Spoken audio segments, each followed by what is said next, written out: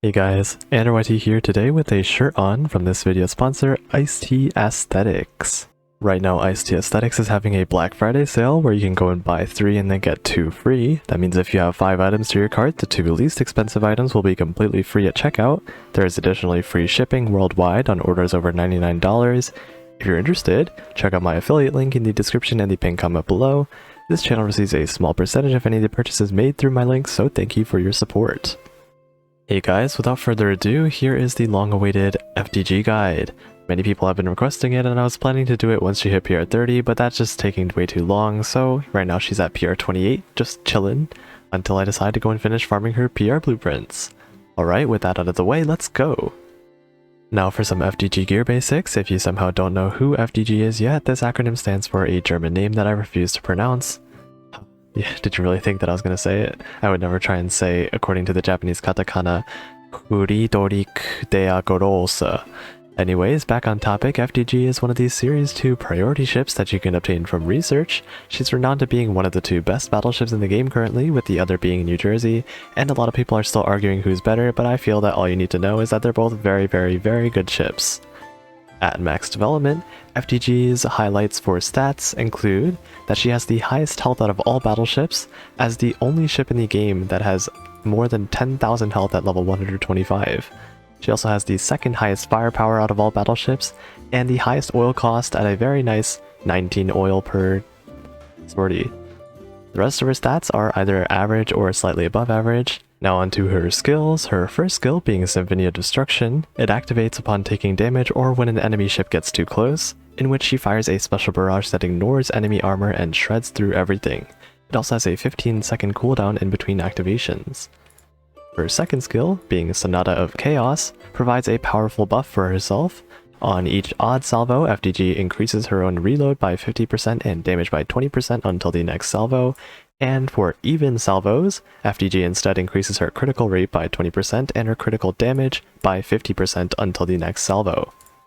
Finally, for her third skill, being Rhapsody of Darkness, grants an extra buff for herself. When her HP is between 100 to 70% HP, she increases her own firepower by 20%, and then when her HP is between 70 to 30%, she instead increases her firepower by 10% and decreases her own damage taken by 10%. And finally, when her HP is between 30 to 1%, she decreases her own damage taken by 20%. If you didn't notice already, she has an extremely powerful kit with insanely high stats and absolutely broken skills. She makes clearing everything, including the new Chapter 14, much easier due to her powerful barrage, and it's an absolute no-brainer that you should be trying to get her if you want to have a good time in the endgame. Now for some gear suggestions for FDG's main gun. Since FDG's barrage is on its own cooldown and is not dependent on when she fires a salvo, you can opt to go and use a slower firing, higher damage main gun. For HE options, New Jersey's rainbow gun is definitely going to be the best, but if it's on your New Jersey or some other ship, you can always use alternatively the amazing purple 456mm at plus 11, or alternatively the gold prototype 381mm at plus 13 if you have it. Instead, for AP options, if you have the PR2 Rainbow Twin 457mm, it is always a great choice if you have it. The prototype 406mm/50 is also a go-to option. And finally, the prototype, not that one, the prototype 410mm is also performing very similarly, except it has worse armor modifiers and a larger spread than the prototype 406mm/50. Next up for auxiliary guns, FDG can equip light cruiser guns in this slot, so she will follow standard light cruiser gun recommendations. The best in this slot would be the AP prototype 152, also known as the Neptune gun, as the best overall option, with AP ammo that travels faster as well as having a fast reload compared to the other high explosive options. However, the high explosive options are very good still, so if you have any of these, including the high explosive prototype 152mm, the Northern Parliament 152mm over here, or the 155mm right here, they are all very solid options and also give you a very nice damage output and a nice 45 extra firepower. They are high explosive ammo, so the projectiles travel a little bit slower, but in most cases high explosive has better modifiers than AP, so it will do more damage to your enemies. For some purple budget friendly alternatives, if you don't have any of those gold guns, you can always use the twin 150mm right here, or the twin 152, which is right here. Next up for FDG's anti-air gun. For battleships, you would want an anti-air gun that gives additional accuracy, as many battleships suffer from a relatively low base accuracy stat. The best in this regard would be the twin 40mm Bofors Stag, as it gives a very valuable 10 extra accuracy stat. In that regard, the next best would be the twin Bofors Hazemire, which only gives 5, but it's better than nothing. Another worthy thing is the twin 134, which doesn't give any accuracy, but it does give some extra firepower. And if you don't have any of those, you can really just use any high rarity anti-air gun. They all are performing pretty similarly with each other. Finally, for auxiliary gears, I would highly recommend using the high standard fire control radar if you have it, as it is a very good option, providing a large amount of firepower and accuracy, as well as decreasing the loading time of our first main gun volley by 15%. Since you'll be using a slower firing high damage main gun on FDG, this will also negate its slightly slower reload, and also complement FDG's skill over here very nicely. If you instead want the most amount of damage possible, you can also use the white shell right here from Cordata, as well as the black shell also from Cordata.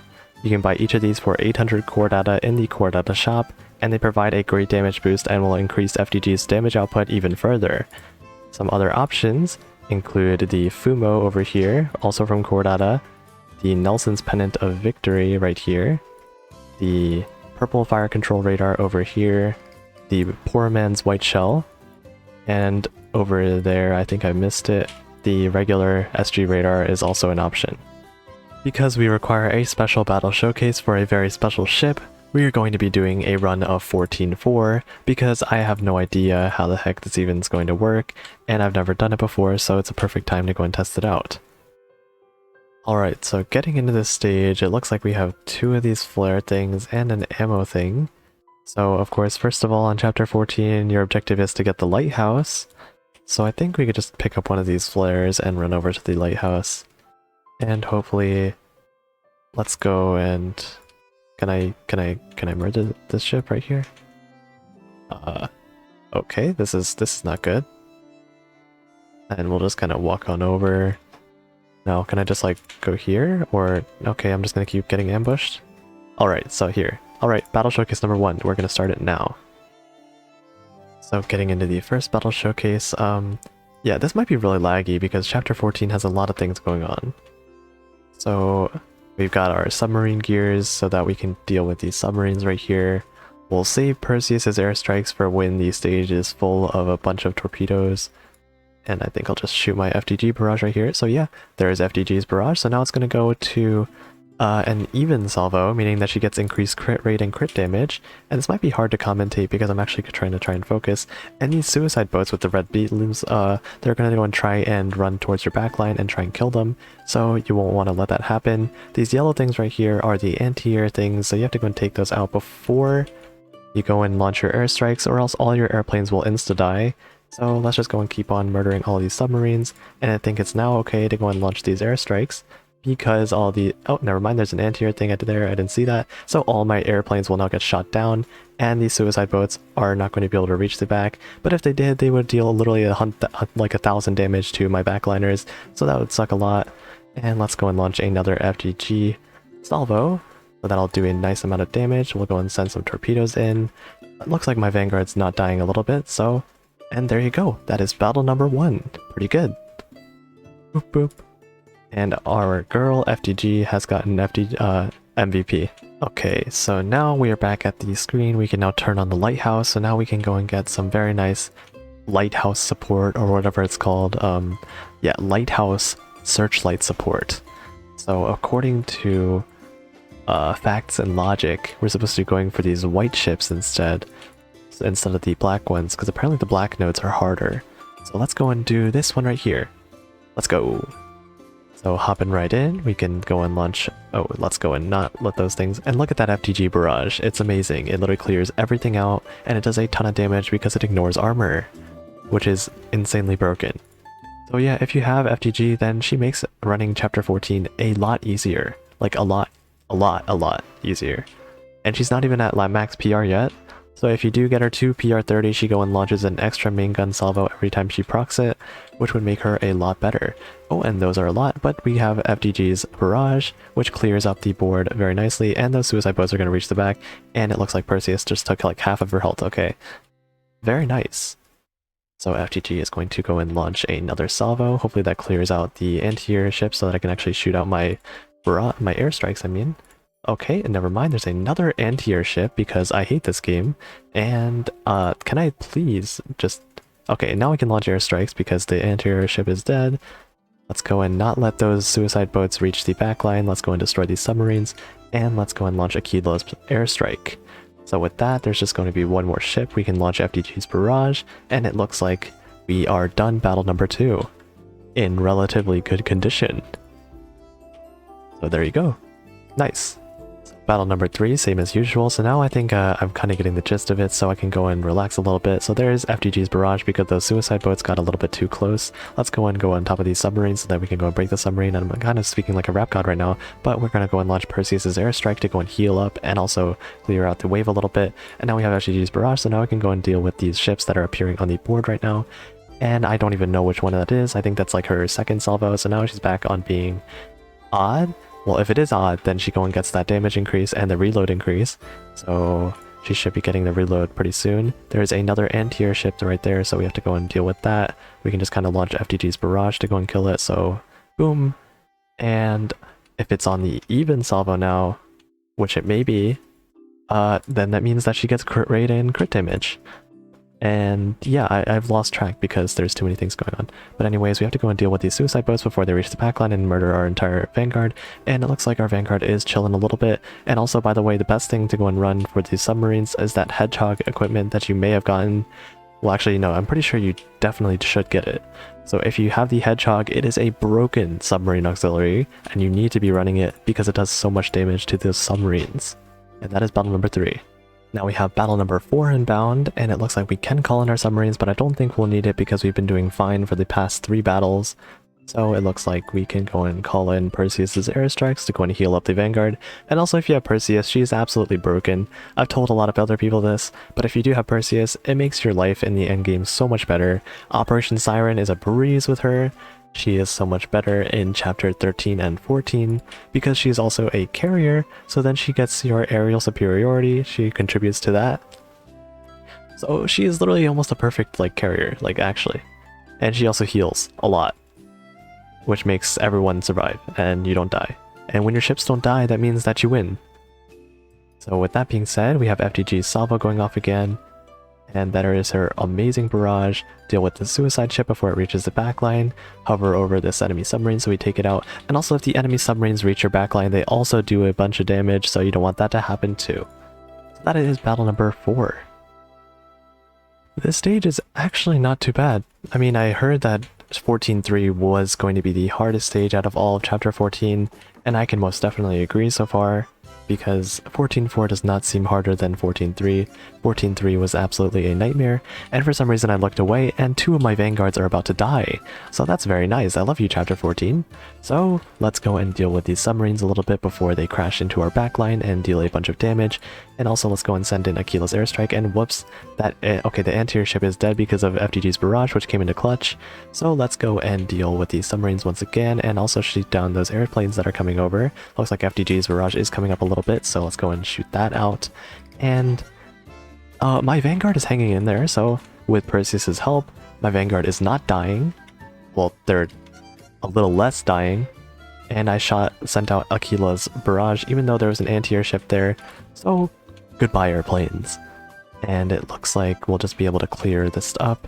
And with FTG's next barrage / salvo, we shall be able to clear this stage right now.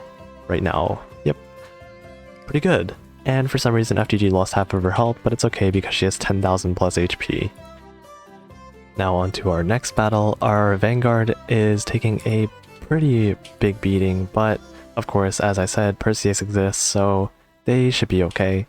And you know what, let's go and call in the submarines because why not? So let's go and do that. It looks like the submarine... Oh no. Oh, that suicide boat does a lot of damage. Okay. Yurachi is about 1 shot from dying, so we need that Perseus heal pretty soon. And we have to make sure that we are not going to get hit by any planes slash torpedoes slash projectiles slash anything else that can possibly kill my Vanguard. Okay, that is going to hurt if that hits, so let's not let that hit. And also we have Aquila there too, because she provides like a shield or healing or something like that, because Aquila is a very, very nice ship. So let's go and deal with that. It looks like, yeah, with our submarine's help, we cleared the stage about 20 seconds faster, so that is very nice. And we shall move on. Perseus gets MVP because she's Perseus, and why not? Let's go. I didn't know this existed, but there's a little loot ship right here, so let's see if this is hard. Hopefully it's not. Alright, now we are on the cargo ship stage, or whatever you call this thing. This should be easy, hopefully, because it is not a normal node. And so far, it looks a little bit less bad. And we've got FDG's skill proccing, and of course that has a 15-second cooldown, so if you count 15 seconds, that is the next time that she can go and proc it. And it actually looks like Yudachi is the one that's living, so I think it was Tashkent that was the one that was dying. So we deal with these two suicide ships before they reach the backline, hopefully, and it looks like those battleships are also dealing a ton of damage. Oh yeah, and I never talked about it, but if you step in these flares with your Vanguard ship, you see that there's another bar on top of our thing. Right now it's currently red. And it basically means that you can go and evade all those hits, and the battleships won't focus you if you have that evasion bar above you. Now I don't, so then those battleships will target my Vanguard and they will deal a lot more damage, and also any of these red lights will also deal, it will also get rid of your evasion bar, so that's bad. And I just let those things hit my backline, so now FDG and Perseus lost half their health, because this stage is amazing. Alright, but we still somehow got this through, and that is a cargo fleet done. Nice. So here we are on the boss stage. We actually ran into an ambush, so half of our entire backline's health is completely gone. Amagi is the flagship and she might die during this, so this is looking horrible. Like, it's not even looking okay, it's looking horrible right now. So there you go, we gotta deal with these things before they completely annihilate everyone. This is really bad. Amagi is going to shoot her thing, and hopefully that's enough to not let everyone die. Our submarines are kind of carrying right now, so that's nice. And those airstrikes look like they hurt, so let's avoid that before my Vanguard dies too. Okay, Amagi's really close to dying. That is really bad. Okay, and it looks like not Yukikaze, not Yudachi, Shimakaze, yes. Shimakaze is taking a bunch of damage, but it's okay, guys. Amagi is alive, and our submarines have just retreated. Okay. Now, if we could not die, that'd be great. Wow, this is really bad. This is terrible. We haven't even hit the boss yet. Like, where's the boss? Where is the boss? Hello? Why is my backline like completely destroyed? Okay, well, here's the boss, and our backline is literally like one shot from dying. So hopefully it would be a miracle, actually. Let's just like hope that. Let's hope that the boss doesn't kill us. Like, holy crap. I will not curse. That is not PG friendly. So, okay, that is a lot. Yeah, oh, okay, I'm cursing now. This is horrible. Yeah, this is not good. Okay, well, yeah, that sucks. So yeah, guys, that was a battle showcase that I don't want to talk about, but that will conclude my gear guide for FDG. Another quick shout out to IST Aesthetics for sponsoring this video, and as always, if you found this information helpful, consider dropping a like and subscribing. Don't forget to press the notification bell for my future uploads as well. Feel free to leave a comment if you have any questions that need to be answered, and I'll try my best to reply. If you're interested, you can always join my Discord server if you need any advice or just want a place to relax. That'll be all for this video, so I hope you have a great rest of your day, and I will see you in the next one. Bye!